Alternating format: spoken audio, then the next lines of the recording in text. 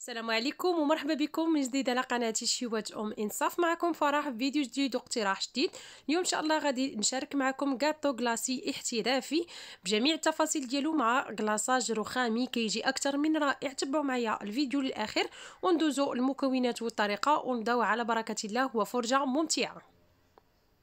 واول حاجه اخواتي غادي نبداو بها هي لانسيغ ديال المونك. خديت حبه ديال المونك وقطعتها بهذا الشكل هذا باش غادي نطحنها، وخديت منها واحد الطريف اللي قطعته مكعبات صغارين غادي نستعملو كيف ما هما مكعبات صغارين.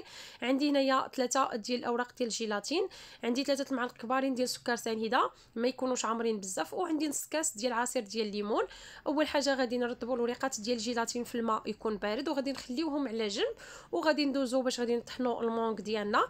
بالنسبه للمونك البنات ممكن يعني تبدلوه باي فاكهه متوفر عندكم سواء الخوخ او الفريز، يعني اي حاجه.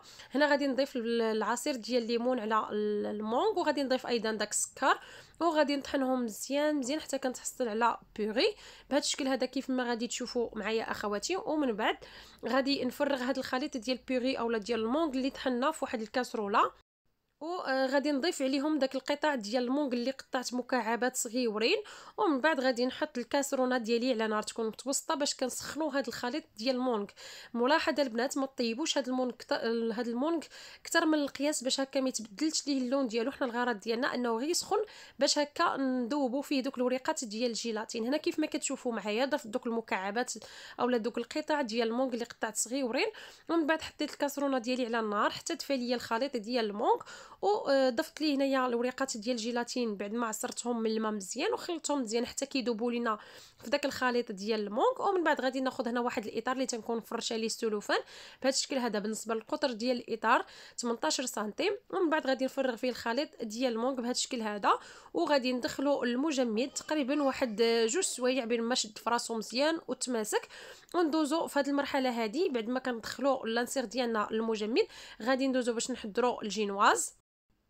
وبالنسبه لبنات الجينواز غادي نحتاجو فيها 2 حبات ديال البيض يكونوا بحراره المطبخ. عندي كيس ديال سكر فاني مع 60 غرام ديال سكر سنيده و60 غرام ديال الدقيق نوعيه جيده من طبيعه الحال، ومعلقه كبيره ديال بودره الكاكاو. بالنسبه للطريقه كيف العاده وكيف ما موالفه دائما كنحضرها معكم، هذه هي الجينواز المعتمده عندي اللي ما كنستغناش عليها، كتجي زوينه بزاف وناجحه وسهله. كناخذ هنايا ديك الكيس ديال السكر فاني كنضيف عليه 2 حبات ديال البيض اللي يكونوا بحراره المطبخ مع واحد القبيصه ديال الملحه، وكنبدا كنطرب اولا كنطلع في الخليط ديالي، وانا كنضيف ديك الكميه ديال السكر على دفعات بهذا الشكل هذا كيف ما كتشوفوا معايا في الطريقه حتى كنضيف الكميه ديال السكر كامله، وكنستمر كنخلط في الخليط ديال البيض مع السكر والفاني على هذا الشكل هذا حتى كيتضاعف لينا الحجم ديالو، ايضا كيتبدل اللون ديالو كيولي بهذا الشكل هذا وبهذا القوام. هذا هو القوام اللي خصنا نتحصلوا عليه اخواتي في الاخير ديال الخليط ديال البيض مع السكر كيف ما كتشوفوا معايا. هذا هو القوام. ومن بعد انا غادي نحيد الخلاط الكهربائي، وغادي ناخذ ديك الكميه ديال الدقيق اللي هي 60 غرام، غادي نضيف عليها البودره ديال الكاكاو وغادي نغربلهم مزيان مره اولا 2 ديال المرات هكا باش كنتاكدوا بان دوك الحبيبات اللي كيكونوا في الكاكاو والدقيق ما يتبقاوش لينا. صافي من بعد اخواتي غادي نخلط مزيان داك الخليط ديال الدقيق مع الكاكاو، وهنا غادي نضيفوا على 2 دفعات على الخليط ديالي الاول اولا على ديك لاباغاي اللي طلعت ديال البيض مع سكر سنيده، وغادي نبدا كنخلط بسباتيل من الاسفل للاعلى بهذا الشكل هذا حتى كندخل ديك الكميه الاولى ديال الدقيق، ومن بعد كنضيف الكميه المتبقيه، ودائما كنخلطوا من الاسفل للاعلى وغير بشويه. البنات انا راني مزربه الفيديو داكشي علاش كيبان لكم راني كنخدم بالزربه، ولكن راه كنخدم غير بشويه، راه غير الفيديو اللي مزرب. صافي البنات انا كنتحصلوا على هذا القوام هذا ديال الجينواز، خصو يكون بهذا الشكل هذا وبهذا القوام كيف ما كتلاحظوا معايا، يعني ما تزربوش العمليه ديال الخلط باش هكا ما تطيحوش داك القوام ديال الخليط اللي طلعته. من بعد اخواتي غادي نجيب هنايا الصينيه اولا اللاطه اللي غادي ندخل فيها هاد الجينواز هذه الطيب، كنكون فرشه ليها الورق ديال الطبخ اولا البابي كويسون، ومن بعد كنفرغ فيها الخليط ديال الجينواز وكنحاول انني نسرحو هكا رقيق هذا الخليط هذا باش هكا تجيني الجينواز ديالي رقيقه. وكنخبطها مع سطح العمل بهذا الشكل هذا باش نحيد دوك الفقاعات اللي تيكونوا في الداخل. وكندخلها الفران عاد كنشعل النار البنات، كندخلها طيب مده ديال 10 او 12 دقيقه، ما طيبوهاش اكثر من القياس باش هكا ما تيبسش ليكم وتجيكم الجينواز ديالكم زوينه وناجحه. كتجي صراحه زوينه ورائعه وناجحه واقتصاديه كيف ما شفتوا، وطريقه ديال الخدمه ديالها راه ساهله بزاف. هنا بعد ما طيبت الجينواز وخرجتها من الفران، خديت هنايا الاطار اللي حتى هو القطر ديالو 18 سنتيم، يعني قد الاطار اللي قطعنا به الجينواز قد الاطار اللي درنا فيه داك لانسيغ ديال المونغ. هانتوما البنات كتشوفوا معايا الجينواز ديالي كيفاش جات، كتجي معلكه من الداخل وكتجي زوينه وكتجي رطبه وكتجي رقيقه، واحد الطبقه اللي زوينه، واحد الجينواز اللي رائعه وناجحه 100% البنات. هنايا كنقاد الجينواز ديالي كنحيد دوك الجوانب البنات راه ما كنلوحهمش، كنخبيهم حتى كنستعملهم في حوايج اخرين. وكتبقى هذه هي الجينواز ديالي كيف ما كتشوفوا. غادي نخليها البنات على جنب، وغادي ندوز باش نحضر الطبقه المقرمشه اولا طبقه الكروكو. غادي نحتاج فيها 40 غرام ديال شوكولاته بالحليب شوكولا اولي. غادي نحتاج ايضا 40 غرام ديال بخاليني ديال اللوز، وعندي 60 غرام ديال الفيوتين. هنا غادي ندوب داك الشكلاط اولا شوكولا اولي، غادي ندوبو مع واحد المعلقه صغيره ديال الزيت حتى كيذوب لينا. ومن بعد كنضيفوا عليه داك البخاليني بهذا الشكل هذا وكنخلطهم مع بعضياتهم مزيان. وملاحظه البنات هنا ما تضيفوش داك الفيوتين على الشكلاط والبخاليني وهو مازال سخون، يعني تسناو على الخليط ديال البخاليني مع شوكولا اولي حتى كيدفى شويه، كتهبط لي درجه الحراره ديالو، عاد ضيفوا عليه داك الفيوتين باش هكا ما يرطبش ليكم داك الفيوتين ويبقى محافظ على القرمشه ديالو. صافي هنا كنضيف الكميه ديال الفيوتين اللي عندي وكنخلطو مزيان مع الخليط ديال الشوكولا اولي والبخاليني، وكنتاكد بان دوك القطع ديال الفيوتين كاملين تلبسوا لينا بداك الشكلاط بهذا الشكل هذا. وتنتحصلوا على هذا الخليط هذا. هاد الطبقه هذه كتجي بنينه بزاف البنات وكتجي غزاله. ممكن انكم تعوضوها بالكركاع واللوز، يعني ديروهم في الجينواز ملي كتكونوا يلا غادي تدخلوها للفران. صافي هنا كنحاول باش نسرح ديك الطبقه ديال الكروكو على الجينواز ديالي، ونحاول انني نسرحها طبقه رقيقه البنات. كنأكد باش هاد الطبقه ديال الكروكو تجينا طبقه لي رقيقه وما تكونش غليظه بزاف. هنايا كيف ما كتلاحظوا غادي نبقى كنسرحها غير بالسباتول بهذا الشكل هذا وكنقادها مزيان بهذه الطريقه. كيف ما كتلاحظوا معايا طريقه سهله بزاف وكلشي موضح في الفيديو. كنتمنى الشرح يكون حتى هو واضح. صافي هنا البنات بعد ما قاديت ديك الطبقه ديال الكروستيون على الجينواز ديالي غادي نخليها على جنب. ها هي الجينواز ديالي واجده. ممكن البنات تدخلوها للثلاجه باش داك الكروكو دغيا يشد لكم على الجينواز ديالكم. وهنا غادي ندوزو باش غادي نحضروا لاموز ديال الشوكولا بلون اولا الشوكولاته البيضاء مع الفاني. غادي نحتاج هنايا 250 غرام ديال الحليب مع 250 غرام ديال الكريمه السائله. عندي 2 صفار ديال البيض، 4 ديال الاوراق ديال الجيلاتين، كيس ديال السكر فاني، و40 غرام ديال السكر سنيده مع 150 غرام ديال الشوكولاته البيضاء من نوعيه جيده، من الاحسن انكم تستعملوا غيش. هنا اول خطوه البنات غادي ندوزو نرطبوا الوريقات ديال الجيلاتين كيف العاده في الماء بارد، وغادي نخليهم على جنب باش يرطبوا. غادي ندوزو باش نحضروا الكريم انجليز. هنايا في كاسرونه غادي نوضع الحليب كيف ما شفتوا معايا وغادي نحطوه على النار تكون مهيله، غير طفى لينا البنات داك الحليب ما نحتاجوش اننا نغليوه. وفي هذا الاثناء فاش الحليب ديالنا فوق من النار غادي نضيف ديك الكميه ديال السكر على دوك 2 صفار ديال البيض وغادي نخلطهم بهذا الشكل هذا بالفوي بهذه الطريقه هذه باش كندوبوا دوك الحبيبات ديال السكر. انا اللي لاحظتوا البنات راه الخليط ديال البيض تغير ليه اللون ديالو. ومن بعد ما كنحيدوا الحليب من فوق النار وكيكون دفى لينا انا كنضيفوا على الخليط ديال البيض والسكر، وحنا كنطربوا بهذا الشكل هذا باش ما يطيبش لنا داك البيض. بهذه الطريقه كنخلطوا مزيان. انا البنات راني فرغت فقط غير نصف الكميه ديال الحليب على البيض والسكر، ومن بعد غادي نعاود نفرغ داك الخليط كامل على داك الحليب اللي بقى ليا في الكاسرونه بهذا الشكل هذا. وغادي نرجع الكاسرونه ديالي على نار اللي تكون مهيله مع التحريك المستمر البنات. ما نحيدوش يدينا على الخليط ديالنا حتى كيتوجد لنا هاد الكريمه الانجليزيه، يعني ما نخليوهاش حتى توصل درجه الغليان باش كنعرفوا لا كريم ديالنا راه وجدات.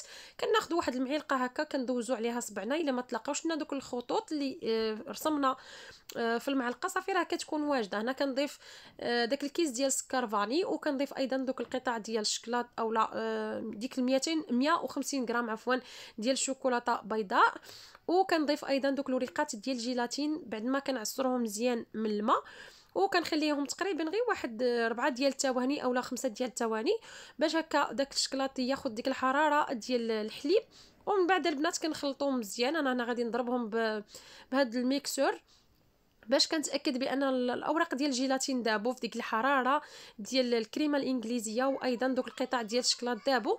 صافي كنتحصل على كريمه بهذا الشكل هذا كيف ما كتشوفوا معايا. انا غادي نخليها على جنب حتى كتهبط درجه الحراره ديالها، وغادي ندوز هنا باش غادي نطلع ديك لا كريم شونتي اولا الكريمه السائله ديالي. 250 غرام ديال الكريمه السائله. من الاحسن البنات تكونوا واضعينها من قبل في الثلاجه تكون بارده باش هكا دغيا طلع لكم. هنا غادي نضربها بالخلاط الكهربائي حتى كتطلع لينا البنات وكتولي لنا بهذا القوام هذا. انا ما كنحتاجوش اننا نطلعوها حتى كتولي لينا شونتي عاقده، كطلع لنا بهذا القوام هذا. صافي راه يعني صافي، يعني هذا هو القوام اللي خصنا نخدموها فيه. وهنا البنات بعد ما الكريمه الانجليزيه ديالنا بردات، ضروري انكم تسناوها حتى كتبرد باش هكا ما طيحش لكم داك القوام ديال الكريمه اللي طلعتو. صافي هنا كناخذ واحد الكميه من الكريم شونتي وكنضيفها على ديك الكريمه الانجليزيه، كنخلطهم مع بعضياتهم. وصافي من بعد هنا كنبدا كنضيف ديك الكريمه انجليز على الكريم شونتي اللي طلعت على دفعات، ودائما كنخلطوا بسباتيل من الاسفل للاعلى باش ما نطيحوش القوام ديال الكريم شونتي اللي طلعنا. بهذه الطريقه هذه كنضيف الكميه الاولى كندخلها مزيان، وكنبقى كنضيف الكميه الثانيه بهذا الشكل هذا كيف ما كتلاحظوا معايا. وكنخلط دائما من الاسفل للاعلى حتى كنتحصل على لاموس ديال الشوكولاته البيضاء، لاموس اللي كتكون ليس وكتكون بهذا القوام هذا كيف ما غادي تلاحظوا معايا في الاخير. طريقه البنات راها سهله بزاف وخا راه فيها عده مراحل، ولكن راه الخدمه ديالها سهله الا تبعتوا هذه المراحل كاملين والنصائح اللي عطيتكم ان شاء الله غادي تنجح معكم هذه الجينواز هذه. هنا البنات كيف ما شفتوا معايا غادي ندوز باش غادي نمونطي الكاطو ديالي. هنا عندي المسائل ديالي كاملين راهم واجدين، لانسيغ ديالي قابض في راسو، وعندي ايضا الجينواز ديالي شاده في راسها مع داك الكروكو اللي درت ليها، وايضا لاموس ديال الشوكولا. هنا خديت البنات الاطار اولا سيركل اللي غطيته بسلوفان كيف العاده وحطيته في واحد الصحن بهذا الشكل هذا. بالنسبه للاطار البنات اللي غادي نمونطي فيه الكاطو 22 سنتيم كيف ما كتلاحظوا معايا.